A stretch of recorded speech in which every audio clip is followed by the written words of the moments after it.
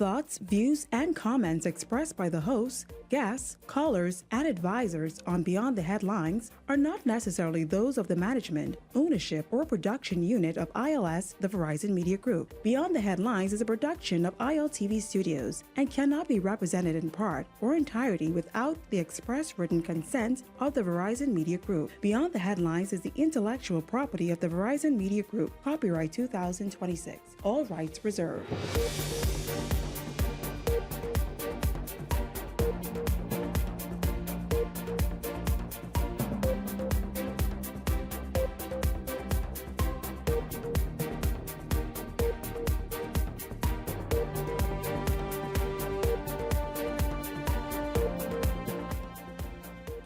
Coming up tonight, 2 police officers in trouble with the law, an all too familiar situation. The 2 accused of extorting a tourist so that he doesn't face charges. Tonight, the latest on the officers and the all-important question, where is the tourist who reportedly was found in possession of marijuana? U.S. Ambassador Herschel Walker warning Americans against renting jet skis while vacationing in the Bahamas. We'll tell you what's behind the new warning. Adrian White having his own quiet protest in Parliament today, showing that while the Speaker prohibited the mention of Eric Gardner's name in the House of Assembly, she didn't say you cannot bring a photo of him. And that's exactly what he did. More of that ahead. Also tonight, while there has been the promise of dozens of new ambulances set for the Bahamas, the shortage of ambulances this weekend proved vexing. This is Beyond the Headlines. Good evening. I'm Shanique Miller. It's great to have you along this evening. A case that started with a tourist in trouble with the law has now landed 2 police officers in court today. We get caught up with Linton Ritchie Jr. Officers are at the center of a serious corruption investigation after allegations that an American tourist was asked to pay cash to avoid being charged by police. The claims have landed a male and female officer in custody and could see both appearing before the courts as early as Tuesday. Commissioner of Police Shanta Knowles confirming to Eyewitness News that the Complaints and Corruptions Branch launched an investigation on Sunday after receiving a report of an alleged extortion involving officers attached to the Tourism Police Unit. Those officers remain in police custody and they are expected to be arraigned before a magistrate's court. Eyewitness News understands the matter stems from an incident involving an American tourist who was detained by security personnel on board a Royal Caribbean cruise ship after he was allegedly found in possession of suspected marijuana. The tourist was later handed over to local authorities. However, sources tell Eyewitness News that instead of proceeding through the normal legal process, the officers allegedly offered the visitor an opportunity to avoid arrest in exchange for money. According to those sources, an initial payment of $800 was discussed before the figure was allegedly reduced to $600. Following the exchange, the tourist reportedly filed a complaint, triggering the internal investigation that has now resulted in the officer's detention. The case marks the second high-profile allegation of police misconduct this year. In January, an officer was caught on video allegedly soliciting money from a tourist in exchange for not issuing a traffic ticket. With questions growing about whether low pay may be contributing to corruption within the force, Eyewitness News asked the commissioner whether such incidents risk damaging public confidence in the Royal Bahamas Police Force. I do not agree that because of an officer's salary, it means that he should become corrupt. Police officers' starting salary is at a good level. Of course, we will never turn down a raise in salary, but this does not give anyone the right to become involved in corruption or extortion. Knowles rejecting any suggestion that corruption should be excused or rationalized, insisting that officers are expected to operate with integrity regardless of their circumstances. The concern is always there because we do not want to be faced with these kinds of situations, which brings embarrassment to our organization and to the country. And as critics continue to question whether police officers are held to the same standard as the public, the commissioner offering this warning to members of the force. We will continue to support you when you do that which is right. But whenever you do anything that contravenes police policy or the laws of the Bahamas, you will be treated like anyone else. The 2 officers remain in custody as investigators finalize their file for forwarding to prosecutors. Authorities have not said whether the American tourist remains in the country or whether he was permitted to depart following the incident. Linton Ritchie Jr., Eyewitness News. Well, the big question, the first question then tonight, why are police officers forced to or acting like Joneses? Truly, I mean, you heard the commissioner of the police say, you heard the commissioner say their pay it can be improved. And I imagine National Security Minister Miles Loretta spoke about that today. But these officers just on the streets acting like Joneses, and it's quite frankly embarrassing. We are going to get into this evening with the Hot Topics panel. Welcome to the show and good evening, Leslie Miller, Michael Turnquest, and Howard Johnson. Gentlemen, good evening to you. Good evening, Shanique. Good evening, Bahamas. Oh boy. Hi, Howard. Howard. Howard, I think you are muted. No, I'm not on. Can you hear me? Yes, Yeah, yes, I okay, can. you're good. Let's start Yes, with you good then, good evening. Howard. Good evening. Howard, your thoughts on these two officers, a male and female, now in custody, charged today with extortion of a tourist who they were supposed to be meeting out whichever punishment because he was allegedly found with marijuana, but they end up saying, man, slip me a little slow 600 and you good.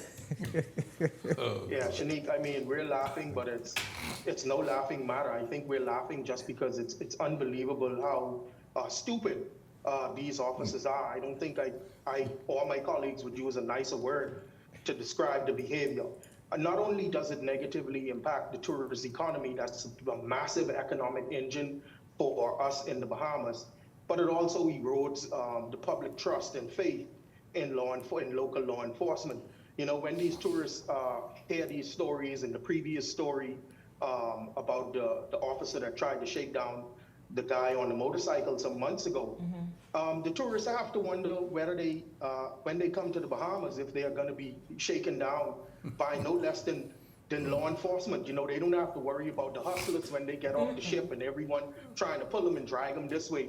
But now you have to worry about those who are responsible for safeguarding and protecting all of us on the road, so to speak. Yeah. We have to worry about whether or not they're going to be shaking us down too. I think it's very sad. It's not a good look. It's a black eye for law enforcement. And I believe that the Commissioner of Police is serious about taking persons like this to task when they embarrass our law enforcement community and our country. Shanique, I think, we, in banking where they say know your customer, I think, the police forces now need to create an acronym with know your recruits. I think maybe we need to lengthen the training process to ensure that we are taking I would say the top of the litter, or the cream of the litter, but we have to really look at the recruitment process and really ask ourselves, is it something that needs to change? Because this is now starting to happen too often, whereas though we see young police officers with just bribing or taking bribes, or trying to even allude that they hey, you give me this and I'll in return give you that. I think this is something that the police, the commissioner really needs to look into and say, hey, maybe we need to change our approach in terms of how do we recruit these young men. At the end of the day, I tell people, these young people are coming into the force thinking, how can I make a quick dollar? How can I, come up on something quick? Whether it be trying to make sure they're in a particular part of the force where they can either, where there's the drug enforcement unit.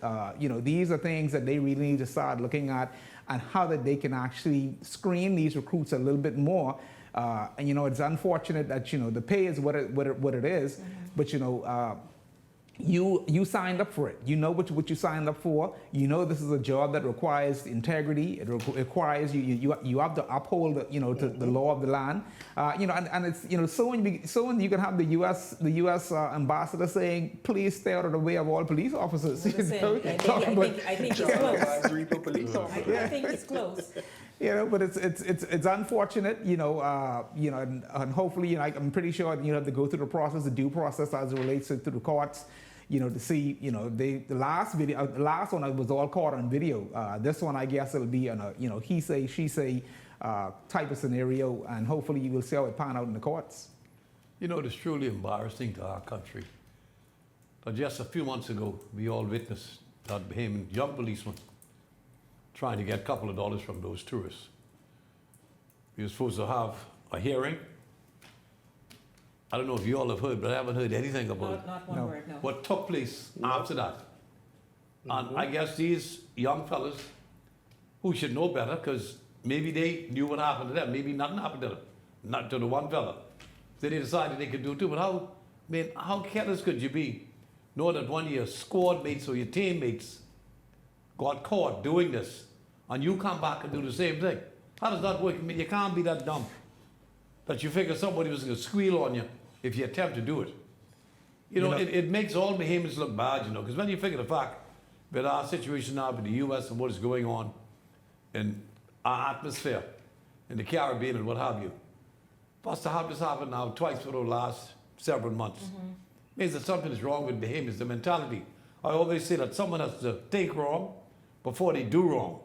But And the guy is, Leslie, the wanted a couple of mentality dollars. of Bahamians. Two of But, them. you A know, man and woman, though. I don't a man, know. a female. Colluding with each other. I don't know if anyone has ever, I'm pretty sure, you know, you've came in contact or had, you know, in terms of with the law as it relates to giving reports. And when you look at some of these officers, some of them can't read, some can't write, some can't take a statement. I mean, but these are the things that the general public have to deal with. And at the end of the day, it's incompetence. When you look at it, you know, just being able to have a conversation with some police officers, it's impossible. So you're trying to say some of them speak I don't worse know, than Some of them, I'm not asking you, I'm telling you, some of them it's almost impossible to have a sensible conversation or any rhyme or reason as it relates to when you're talking whatever topic, and some just don't understand just how the average thing works. Well, mind you, this takes us back to what happened last week at the prison. When the good gentleman got in serious trouble, said he thought the women are much smarter than the men, and we give the fellas a break. Listen, It goes right back to that climate. But it all goes back to I would say the general thinking of when you're looking at, you know, some of these, it's just not only just going through the physical training of actually when you're recruiting police officers. Some of them need to go back to whether it be school and basically the general knowledge in terms of how things. That's what you have in school. Yeah. General knowledge. But this is what a lot of them are lacking. General knowledge about life. And common sense. Yes. Common sense, which is so and general knowledge. And I'm not saying all, you know, but you have some of them. Remember now, we have police officers with doctorate, masters. Yeah, we have a lot of. But largely speaking, it's for Daquan them to get in and get a job. And they don't try and upskill themselves once they get there. Yes, they look, that's as true. you said, That for is the true. quick and easy way to get by. But then again, it's still politics. You get those who are very well qualified, who should be sitting at the top, and some of them are just, they don't want to play the politics, so they get looked over. But you get a lot of qualified police officers who who are sitting in the force, who've been looked over for years and years. But these are the ones who should be at the forefront, making some of the decisions, as well as maybe helping to train or groom some of these new recruits coming in, or saying, hey, you are not fit to be on the road to deal with. And don't be afraid. And guess what? While we do need more police officers, we get that. But then they need to be they need to be fit because again they are paired to be showing up like Joneses. Meanwhile, gentlemen, I need to know this: where's the tourist, Joneses? Where's the tourist tonight, though? Because what we have a habit of doing in the Bahamas, I bet he would don't do that again, eh? You know, weed around here is still illegal and stuff like that. Where is the tourist? Is he facing charges, he or she? That's the who kicked down the door. And where No, not them said. That's a different. No, where's the tourist? That's what we want to know. Our tourists just been off the chain for the past couple of weeks. where they get it from? Howard, what were you saying? No, I was saying, where did they get the drugs from? Come on. How did the drugs? they get the drugs? Did they get the drugs from the Well, let United the street States or corner. wherever their last call was? Leslie, say you But stand on the street corner and do see. you know how many tourists come through sometimes our airports and throughout our cruise ports with drugs in their bags? Exactly. Whether it be, That's what I'm saying. it's That's what I'm saying. Bring it into How that. is that happening? Because me, you, Leslie, or Shanique cannot come from the United States or go into the United States with marijuana or any type of Don't say you controlled forget it in your substance bag. in our bags. Yeah. No, sir, no, How- we cannot. how is it No. happening? And that is why tonight the question just hangs right there as Yes. we move forward. Where's the Yes. tourist? Commissioner of Police, people in charge of the tourism police station, whomever, where the tourist tonight. I hope he or she is also facing charges because after all, it all started with that person. Yeah. Because Tourists and going back. You know what?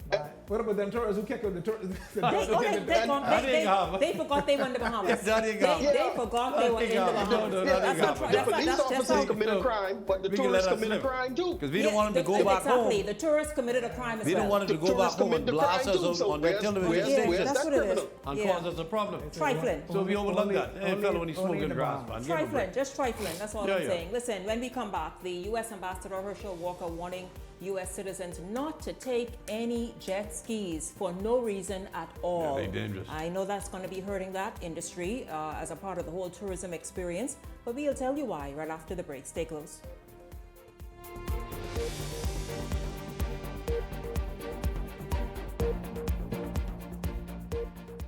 Hey, it's your boy Charlie Bahama here at Superwash, Superwash's newest spokesmodel. And I'm here to tell you about Superwash's large capacity washers and dryers for all your big loads. I know I see that Charlie Banana coming here just now. Uh-oh. Luckily, it's also big enough for me to hide it. I thought he was right over here where these large capacity washer and dryers is. They're big enough now to handle your big loads, you know. Yeah, like your comfort on your blanket. But just look at us.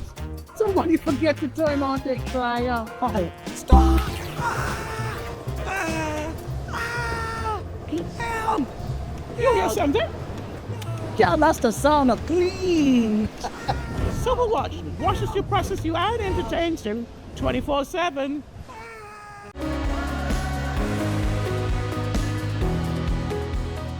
Did you know that when you shop at cbsbahamas.com, you can see directly into our vendors' warehouses? What that means is even if we only have a dozen of an item available in store, you can order virtually as many as you want directly from our vendors and have it delivered to your doorstep in just 10 to 14 days. You don't have to worry about shipping, imports, duties, or any of the hard stuff. Our back order program is unique, and it's only at cbsbahamas.com.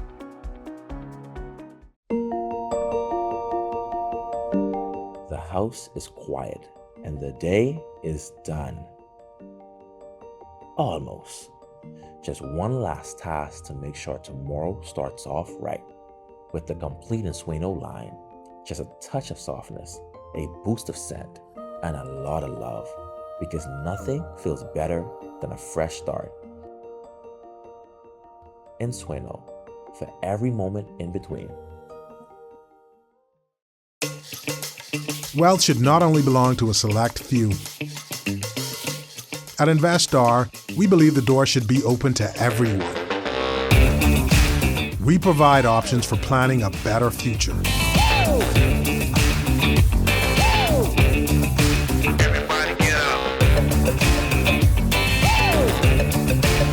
Our investment funds are designed to assist you in reaching your long-term financial goals.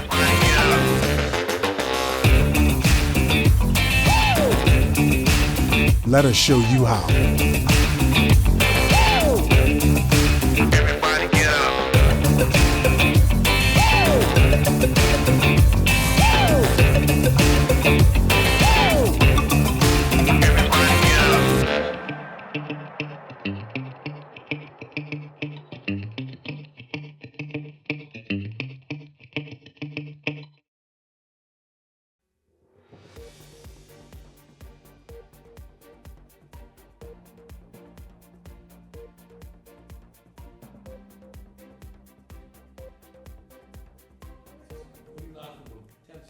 The U.S. Embassy in the Bahamas is issuing a new warning over what it describes as serious and ongoing safety risks linked to jet ski operators at popular beaches across the country.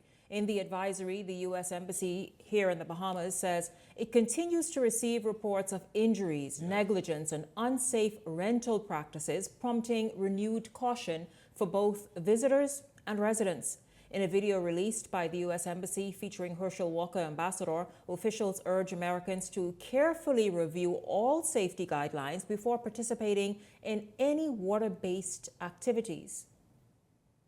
And swimming at beaches where jet skis and small watercrafts are being operated in shallow waters, particularly around Nassau and Paradise Island.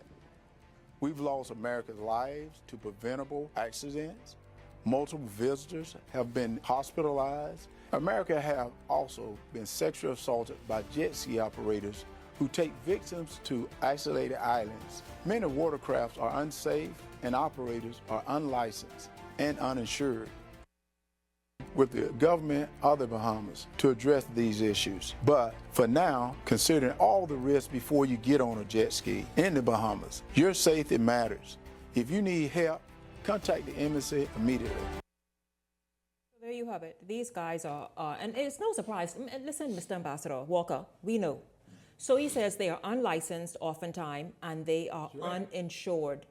We understand that. We totally, we understand that. And when is this industry going to be regulated? Michael, I know you are an operator in some capacity, not necessarily jet ski, but in the whole sort of water sports or in water tour.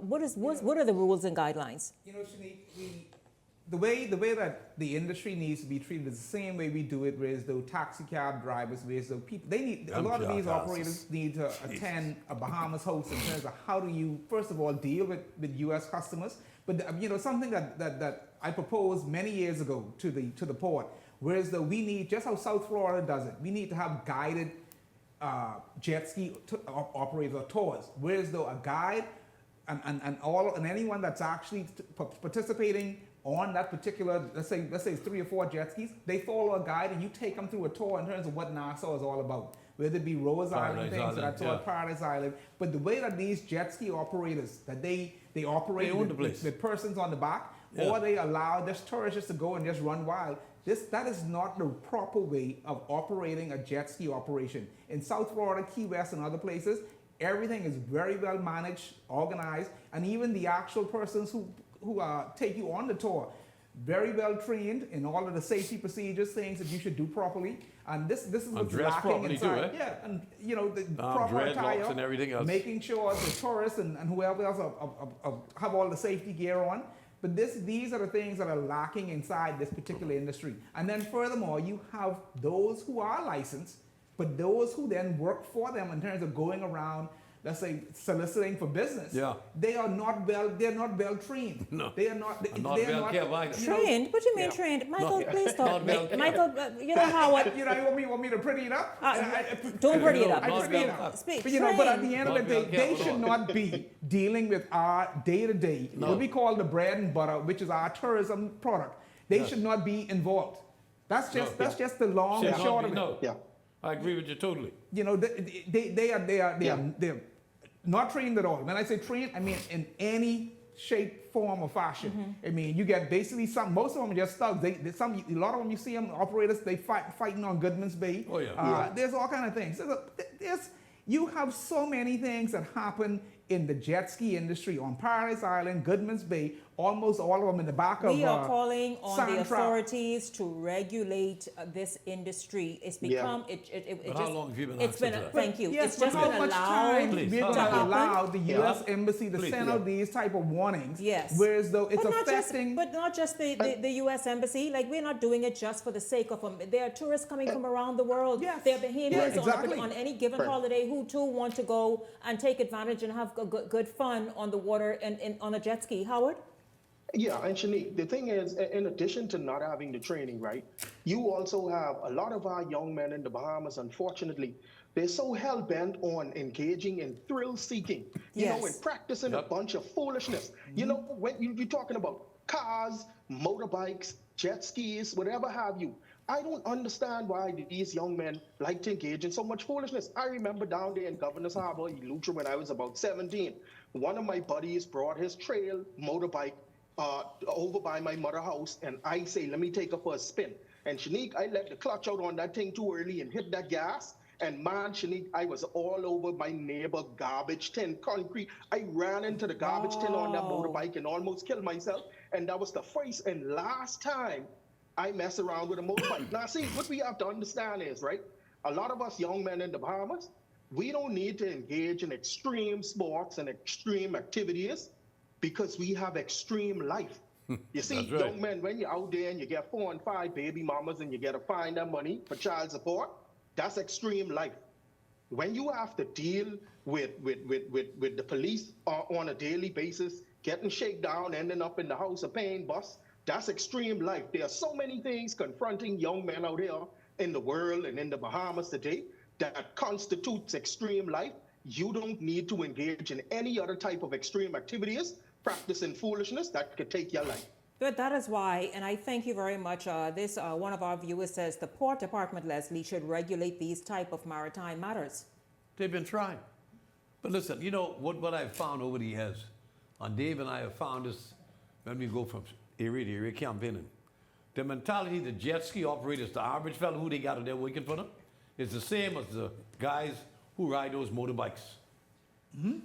The same temperament. Might be worse. Funny enough, when we go there, you see the guys in their yard, that's where all the jet skis are, and then you see the guy next door, and the rest of the fellas get their motorbikes. It's the same people, generally speaking. But the funny part, the port, they think life is a joke. If it's the port or the police department, they have a jet ski unit that's out. A jet ski unit? Yes, there's a jet ski unit that patrols the they harbor. got no jet ski.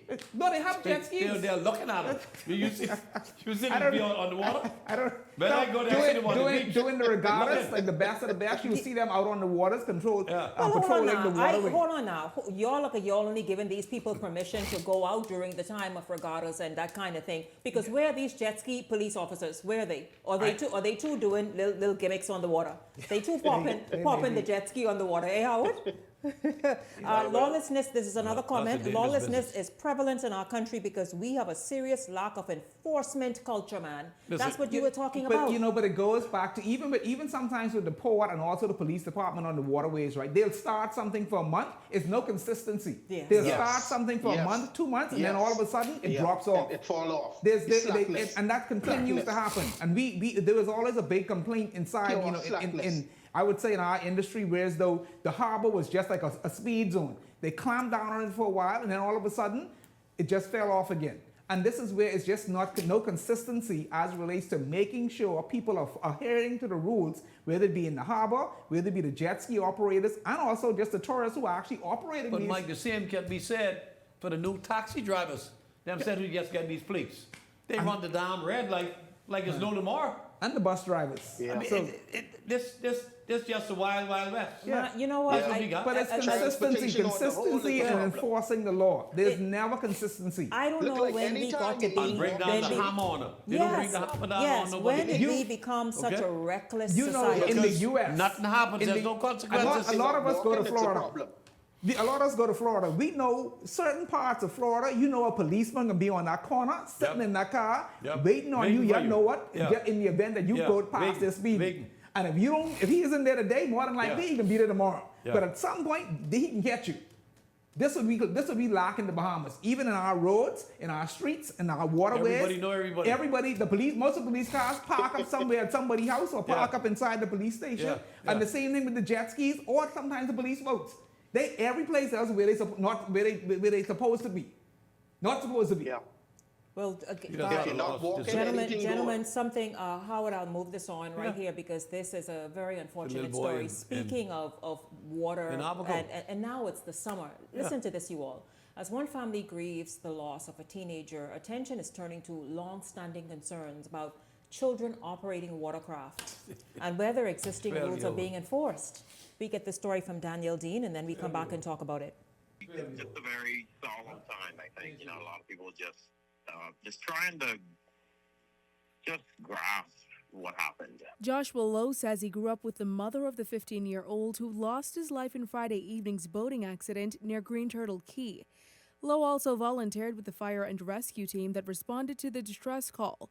He says the tragedy has left the tight-knit community searching for answers and also acknowledged a reality well known across many Family Island communities, that young people often learn to operate watercraft at an early age in settlements where boating, fishing, and maritime transportation are a way of life. However, he says the incident serves as a sobering reminder of the importance of safety and compliance with existing maritime regulations. Right. Well, I guess for me, the first question is trying to find out what is the law on this. Is there an age limit, to operating a boat? I don't know. I mean, even here, I was young when I was younger, operating boats when I was young, but I was also very responsible. My dad made sure I could operate it, and I had for many years. According to initial reports, the boat was carrying 4 minors, a 12-year-old, a 16-year-old, and 2 15-year-olds, including the teenager who lost his life. Authorities have indicated the 12-year-old was allegedly operating the vessel at the time of the incident. Under Bahamian law, it is illegal for a person under the age of 16 to operate a motorboat powered by an engine exceeding 10 horsepower. The law also provides penalties for those who knowingly permit such a violation. Meanwhile, one local ferry captain says he does not believe recent high-profile boating incidents indicate a wider problem with maritime safety in the community. His comments come as investigations continue into the tragedy, as well as another high-profile boating matter involving U.S. citizen Lynette Hooker. No, not at all. Not at all. I mean, like I said, I've been actually a ferry captain for almost 20 years, and I'm 40 actually, and I grew up around boats my whole life, and not at all concerned. I think just bringing more awareness to, I guess more so the age of some of the kids. I think that is something we need to look at. And actually, I guess what did in fact happen with this incident. I mean, there's information circulating, but obviously, to find out really what happened. But North Abaco Administrator Stephen Wilson believes the incident should spark a broader conversation about enforcement and accountability on the water. Wilson saying while boating remains an essential part of life in Abaco, existing regulations must be followed to prevent future tragedies. If you commuting on a fishing vessel or any vessel for that means, you should have all the protocols in place. The persons who are responsible to be maneuvering these crafts should be able to do so.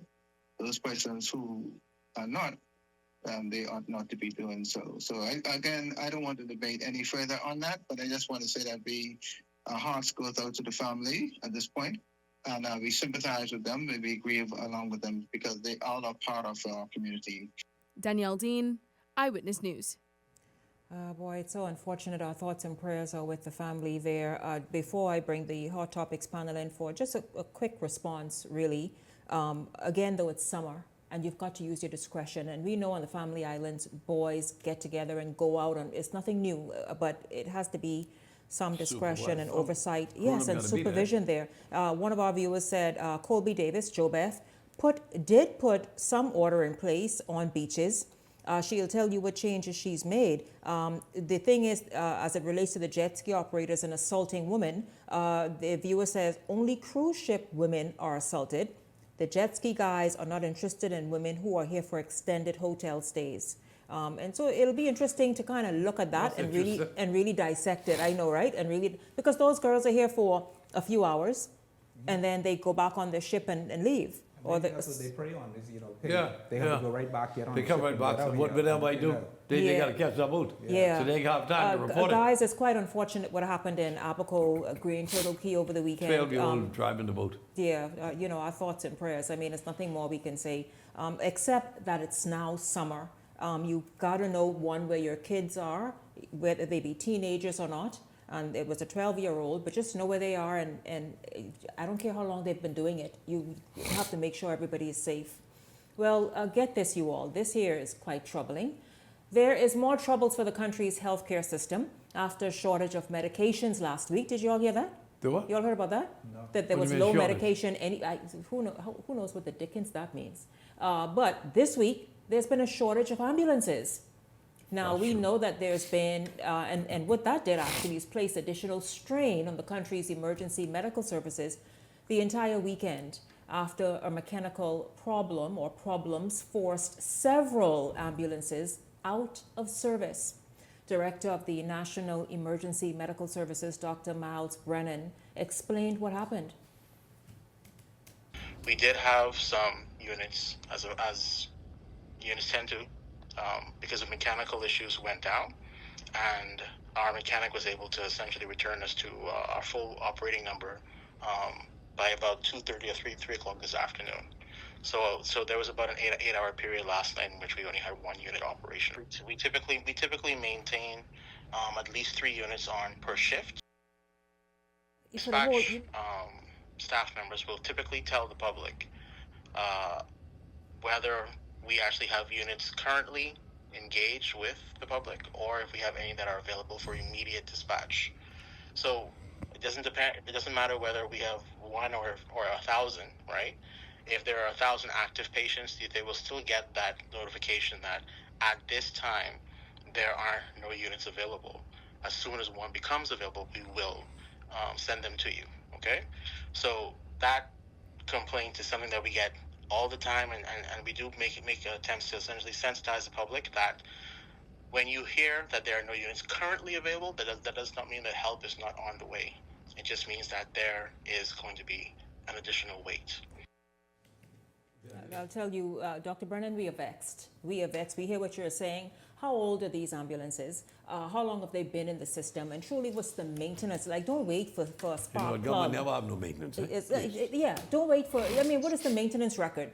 You know, Leslie, Michael, and Howard? I wish, sometimes when you look at our ambulances and you look at the way that they're treated, and when I say treated, sometimes they just look run down, they look dirty, they look, I think when we're looking at bringing persons into, you look at a fire station, some fire stations in the U.S., and you see how they take, your first class, they make sure they're cleaned, and at the end of the day, I'm not sure of the maintenance routine on these vehicles, but I know sometimes when we look at some of the PHA that they own, some of these ambulances they own, man, you look at some of them, they need to go through just a foam bath. I mean, just as simple as keeping keeping them clean. Keeping them clean, keeping them.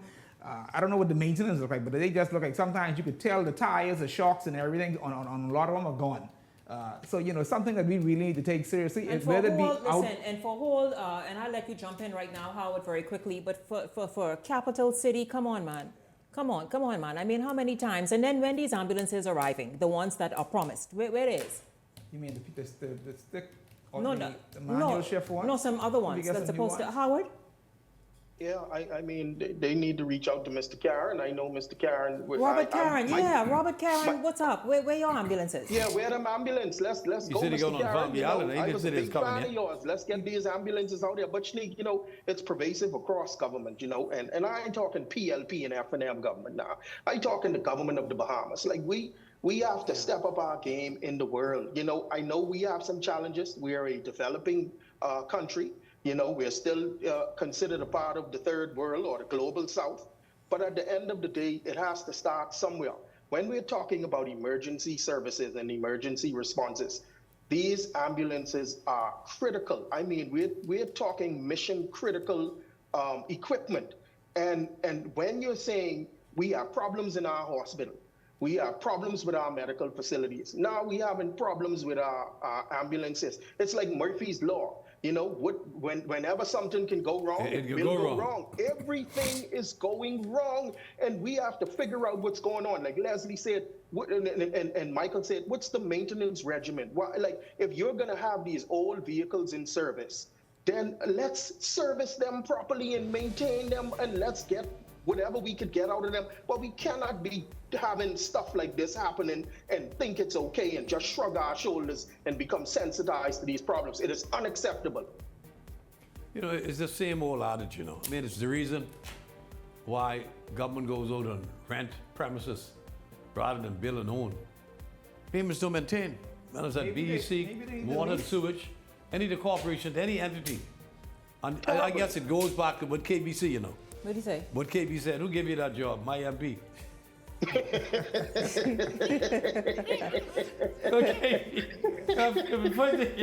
And the thing is, and it's what Bahamians don't get. Listen, here's how you beat that, Bahamians. If your MP gave you the job, go out there and qualify yourself, upskill, work hard, prove your MP right. And Shanique, these MPs need to let them know, I give you your job, but you have to keep your job. You have to keep it. I could give it to you, but you got to keep it.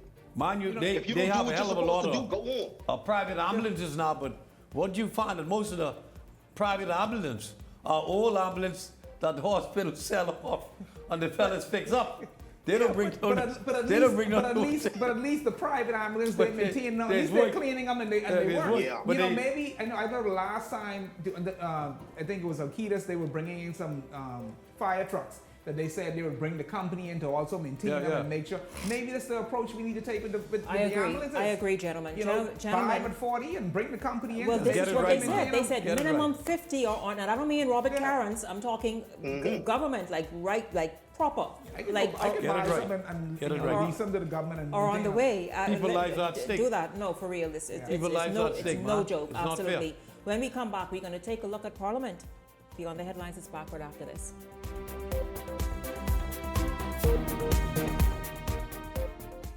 Edenwell has expanded their testing menu. We now offer blood work, drug screening, and so much more. Our hours of operation are Monday to Friday, 7 a.m. to 5 p.m., and Saturday, 8 a.m. to 1 p.m., located on 11 Madeira Street. We are here for all of your laboratory needs, with fast and reliable lab work done by our friendly and knowledgeable staff. Let us help you take the needed steps to stay in the know about your health. Let's keep working towards a healthier you. Stay Eden well. Welcome to Paradise Premium Foods, where exceptional taste meets everyday convenience. Right in the heart of Hurricane Hole Plaza, whether you're planning a beachside brunch, an intimate dinner, or simply restocking your favorites, we offer only the finest selection of local and imported goods, handpicked for quality, freshness, and flavor. At Paradise Premium Foods, shopping is effortless, service is personal, and every visit feels like a treat. From gourmet meals to go to organic essentials and indulgent treats, this is your neighborhood market elevated. Live well, eat better. Discover Paradise Premium Foods, now open at Hurricane Hole Plaza, Paradise Island. Paradise Premium Foods. Taste the difference.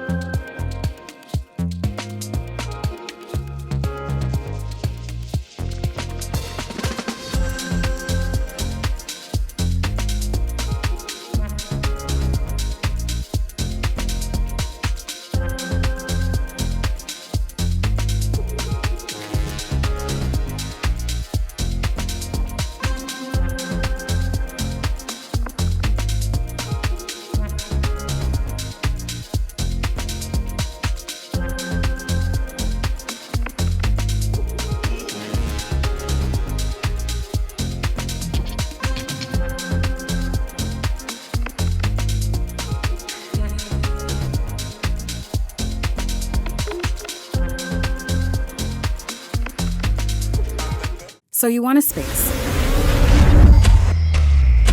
but not just any space. You need something with a little more potential. So how about 1,000 square feet of room to play with? Superb audio and video production capability, digital LED wall, full lighting grid, and about 124 seats to accommodate a full studio audience with so many other features. Make us your home for your next concert, conference, and so much more. Honestly, the possibilities are endless. Here at ILTV Studios, we'd love to bring your next event to life. So what do you say? Do you want our space?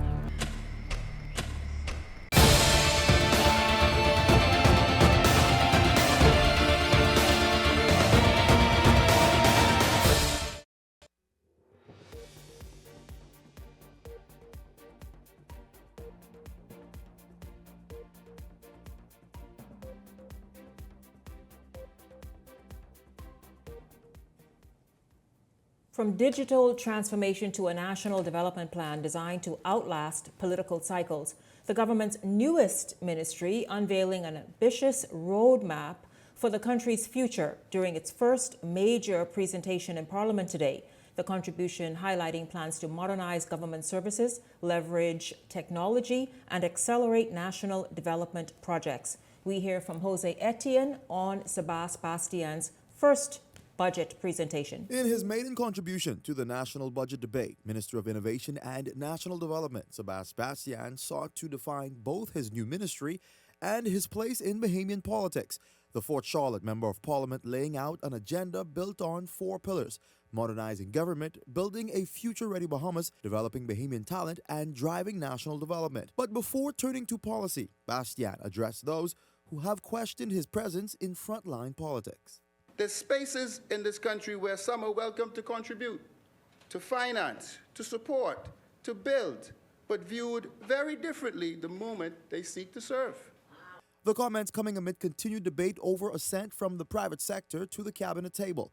Bastian, however, suggested his journey reflects a changing of the guard and greater participation by a new generation of leaders. There's a tension, Madam Speaker, between the old order and a rising generation, a generation that believes it has the same right to aspire, to innovate, to govern. The minister turning his attention to the mission of his newly created portfolio, a first for the country, describing it as the government's lead institution for innovation, national competitiveness, and long-term development.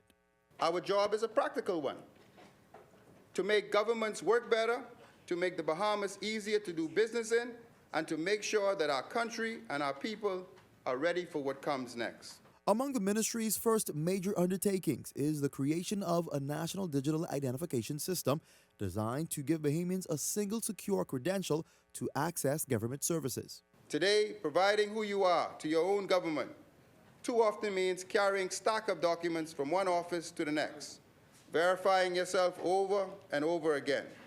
A national ID card will change that. The ministry is also moving to position the Bahamas for the growing impact of artificial intelligence. Bastian announcing plans for a National Artificial Intelligence Committee that will help draft the country's first AI legislation. This legislation, in turn, will establish the Artificial Intelligence Authority, a standing institution that will govern the safety, the responsible use of the technology, to set the guardrails that protect our people, and ensure that AI grows more powerful over the oversight of our people.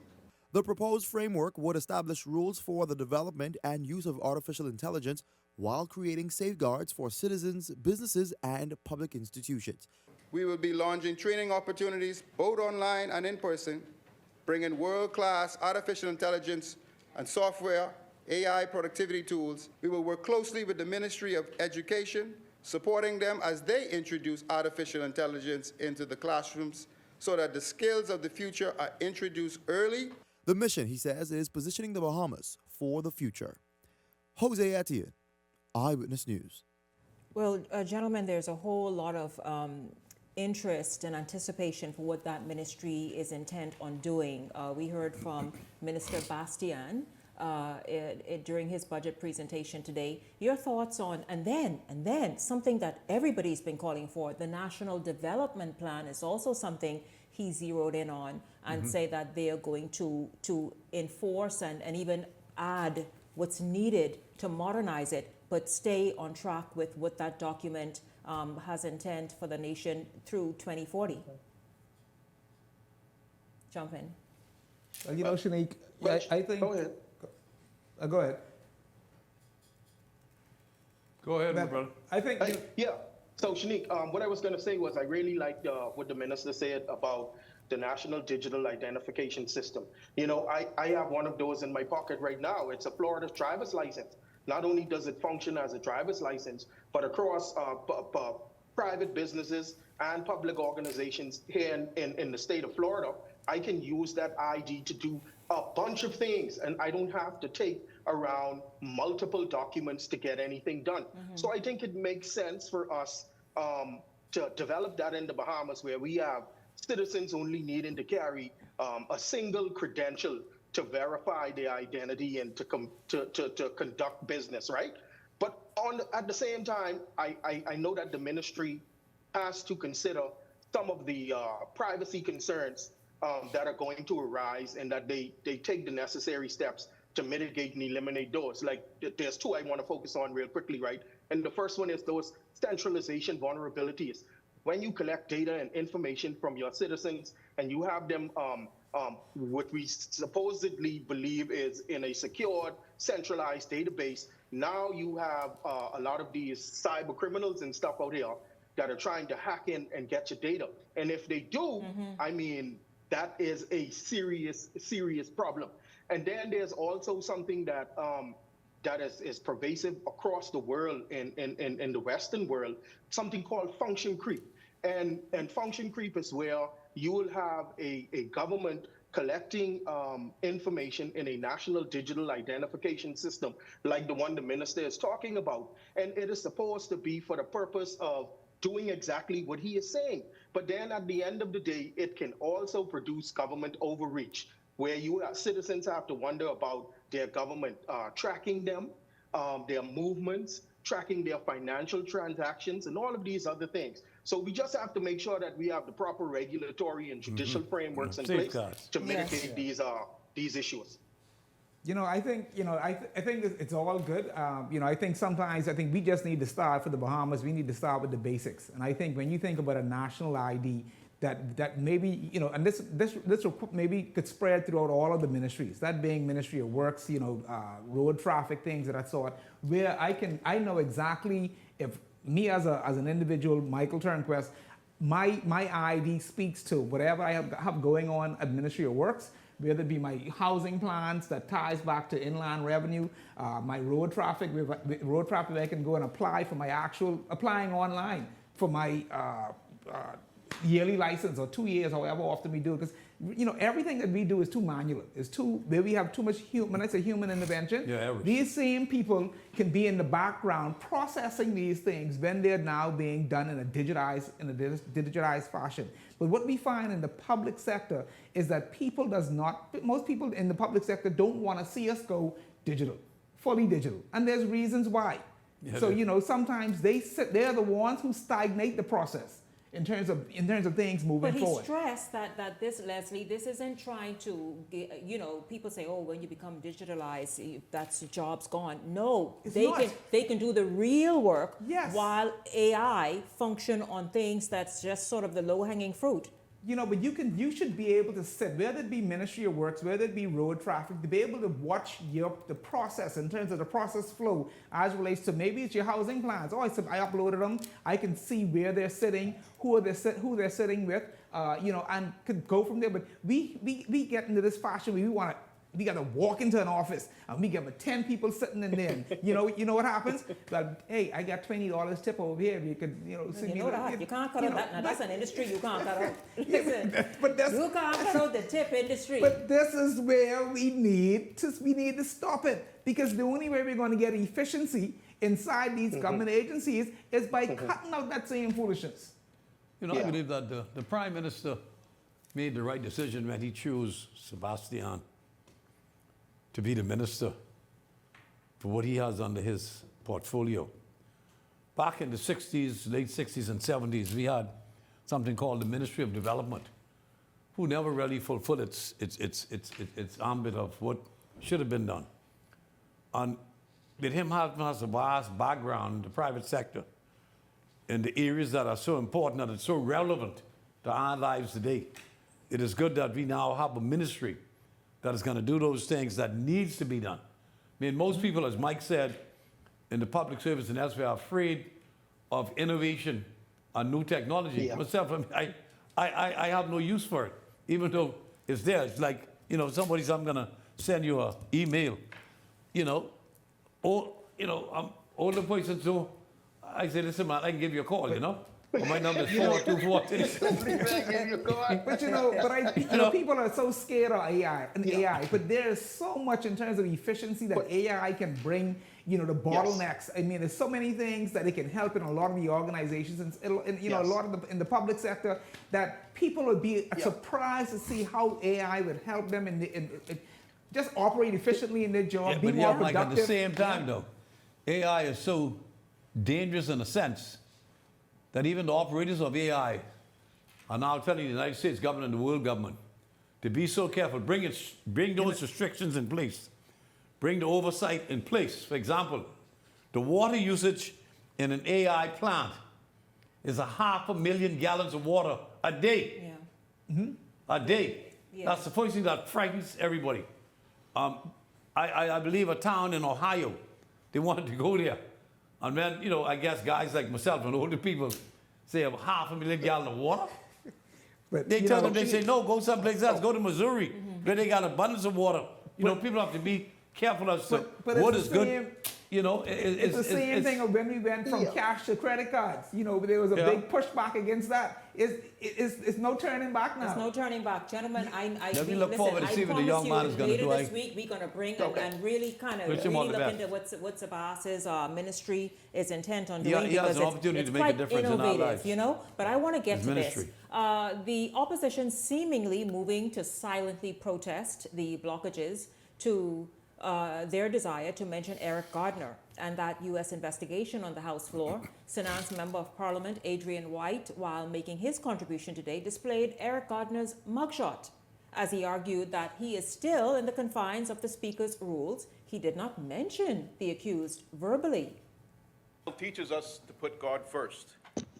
He who is last shall be first. Yes, Honourable Madam Member, Speaker. what is the relevance of you displaying this particular photo? The May 12th, Madam Speaker. Events of May 12th. We've spoken in depth, I think, about the success of the PLP on May 12th. And the images I've displayed thus far are all related to May 12th, including the evening. And Madam Speaker, I'm actually not doing anything contrary to what you had prohibited previously. So I'm not here to irritate the chair, Madam Speaker. I'm staying within the rules and within your existing decisions. So what does this, the relevance of this A to number the budget of, debate? see, there you go, Madam Speaker. This is a bit of a slippery slope.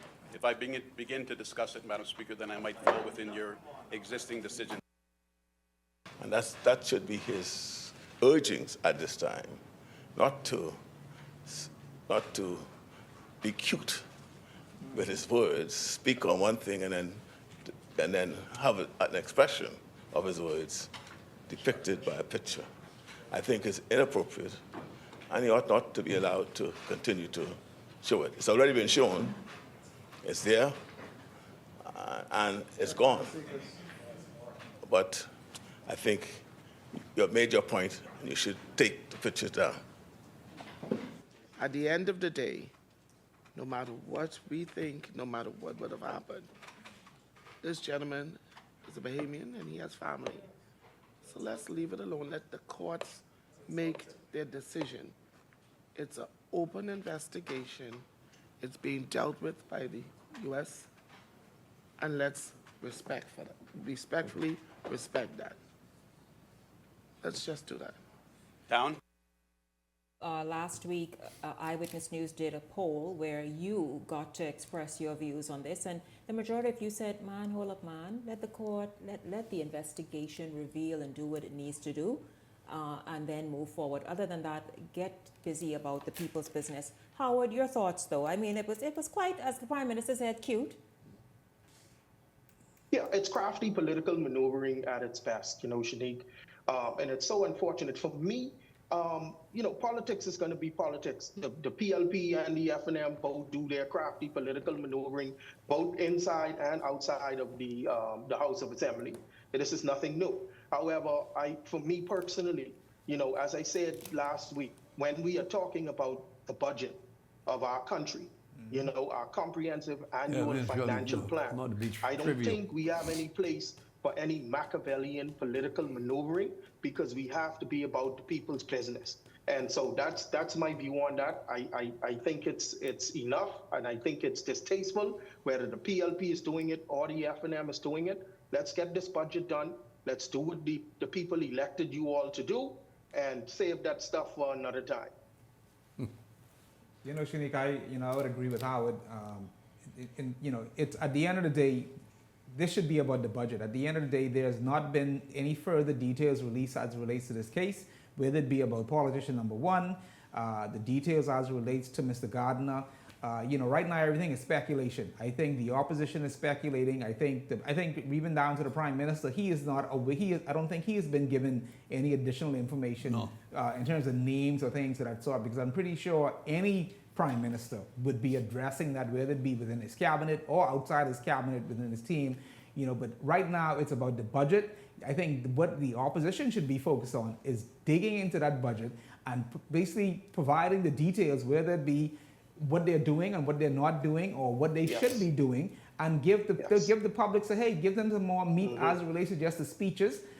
Because even some of these speeches, it looks as though a lot of them are just being read.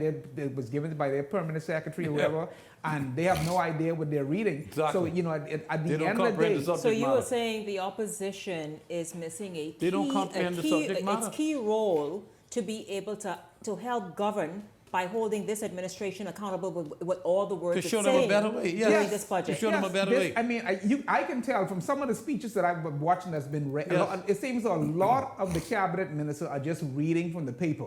And I think this is an opportune time for the opposition to dig into the details of those speeches and bring out what the cabinet ministers might not know, because all they're doing is just reading a piece of paper. Some of them, I'm not saying all, but you can really pull the card and say, hey, let me see if you really know what you're talking about. I have told you all over and over again that this white brother in the House of Assembly has a mindset of the brothers in the hood. You take him in Beans through McCullough Corner or the Grove, he's standing right in. He's from the hood. He should run for leader. He's from the hood. He should run for leader. He's a hoodie. He believes he's one of the brothers. You tell me you're a brother, he start crying. Oh yeah. That's his mindset. I agree with you. He really believes he's a brother. Yeah. It is a very serious thing. You're talking about the budget of the Bahamas that's going to run our country for the next 12 months. It is a serious matter, the most serious matter financially that the country has for that particular time frame. And they should be taken seriously instead of trivialities, with Gardner and anybody else. Let the case take its course. We need ambulances. Now we don't let the madness up in Oklahoma. We see what's going on with healthcare and all the rest of it. Bring in the ambulances. Absolutely. So that people call, their life could be saved. That part. And so, you know what? This is an insult, in fact, to the lives of to everyday Bahamians who can't jump on an aircraft and go and seek help wherever it is. Be about the people's business. Listen, whatever the issue with Eric Gardner, that will sort itself out when the U.S. investigation leads to it, whenever that happens. But to be here in the House of Assembly during a budget and grandstanding and providing comedic relief, certainly is nothing funny about that. Meanwhile, in North Andros tonight, there's a viewer that says, good night, we need AI in all government offices, because perhaps that'll help you get some documents signed in the reasonable amount of time. I thank you all so much for participating tonight. Leslie Miller, Michael Turnquest, Howard Johnson, thank you as well. And a huge thank you to all of you for tuning in this evening. I certainly enjoyed having you along and look forward to seeing you right back here tomorrow evening. For the entire Beyond the Headlines team, I'm Shanique Miller. Make it a great evening, everyone.